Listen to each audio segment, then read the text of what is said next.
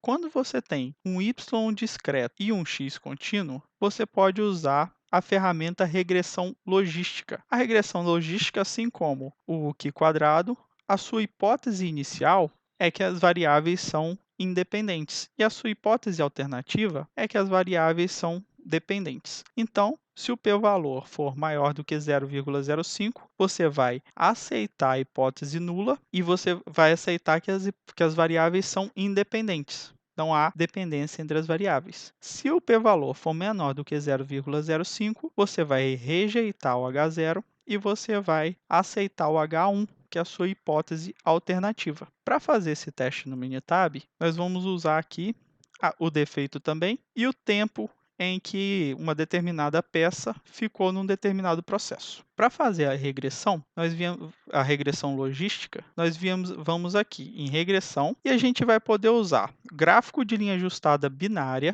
regressão logística ordinal e regressão logística nominal. O binário é sim ou não, que é o meu caso. Eu tenho defeitos, sim ou não. A regressão logística ordinal são para valores discretos ordinais, que você pode ordenar. 1, 2, 3 são discretos, mas você pode ordenar. E a regressão logística nominal são para nomes, amarelo, azul, você vai poder usar aqui. Então, nesse caso, nós vamos usar o gráfico de linha ajustada binário. Então, a variável resposta, a variável que a gente está estudando, é o defeito. E o preditor é o tempo que ele ficou em determinado processo. Nós podemos dar o OK aqui. Nesse caso, e a gente vai verificar o p-valor. P-valor.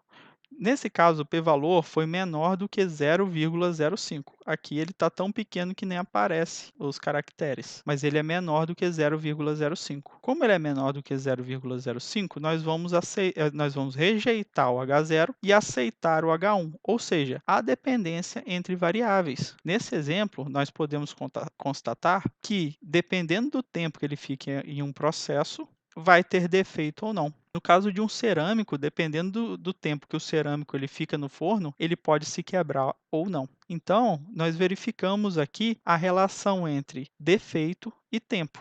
E aqui ele vai dar um gráfico de linha ajustada binária. Ele verificou aqui que a partir de um determinado valor de tempo, a gente começa a ter defeitos. Então, se você puder ajustar, colocar uma ação para ajuste do seu processo, você pode verificar mais ou menos aqui no 43,5, 43, e você impedir que essa peça fique mais de 43 minutos naquele determinado processo. Se você quiser ser conservador, você vai usar esse ponto aqui de mínimo, o ponto de inflexão superior. Se você quiser ser liberal, você vai usar o ponto de máximo. Então, você pode usar ou o meio aqui.